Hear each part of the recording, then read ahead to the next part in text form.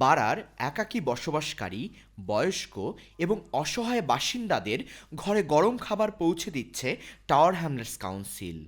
Adult social কেয়ারকে উন্নত করতে এবং জীবনযাত্রার ব্যয় বৃদ্ধির সমস্যা মোকাবেলায় ৩ মিলিয়ন পাউন্ড বিনিয়োগের অংশ হিসাবে সম্প্রতি চালু করা হয়েছে meals on wheels service. Tower হ্যামলেটসে পেনশন ক্রেডিট পাওয়া পেনশনারদের অনুপাত ইংল্যান্ডের মধ্যে সর্বোচ্চ, যা ৪২%।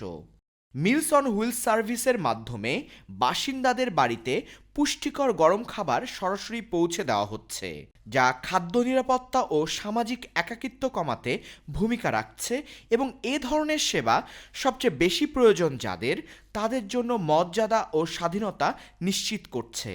এই সার্ভিসের মাধ্যমে শত শত বাসিন্দা উপকৃত হচ্ছেন বলে আশা করা হচ্ছে এবং এটি অনন্য সহায়তা কার্যক্রমের অংশ, যার মধ্যে রয়েছে বিনামূল্যে হোম কেয়ার, স্কুল ইউনিফর্ম অনুদান এবং কম আয়ের পরিবারদের জন্য জ্বালানি সহায়তা। সম্প্রতি নির্বাহী মেয়র লুৎফুর রহমান ৬৩ বছরের কর্নেলিয়া ম্যাকার্টির বাসায় গিয়ে নিজ হাতে গরম খাবারের পার্সেল তুলে দেওয়ার মাধ্যমে খাবার সরবরাহের কর্মসূচি মিলস অন হুইলস আনুষ্ঠানিকভাবে চালু করেন। এই সার্ভিসের সুবিধাভোগী কর্নেলিয়া ম্যাকার্টির তার প্রতিক্রিয়ায় মিলস অন হুইলস সেবা চালু করায় কাউন্সিলকে ধন্যবাদ ও কৃতজ্ঞতা জানিয়ে বলেন, And I'm very pleased to be receiving. আমি জানি অনেক কাউন্সিলই এই ধরনের প্রকল্পের জন্য তহবিল রাখতে পারে না। আমাদের মতো বয়স্ক বা একা বসবাসকারীদের জন্য এই ধরনের সার্ভিস শুধু সাহায্যই নয়, বরং অপরিহার্য। এটি শুধু খাবারের ব্যাপার নয়, এটি কেয়ার ও সংযুক্তির অনুভূতি প্রদান করে। টাওয়ার হ্যামলেটসের এক্সিকিউটিভ মেয়র লুৎফুর রহমান বলেন, There are people who need support from us.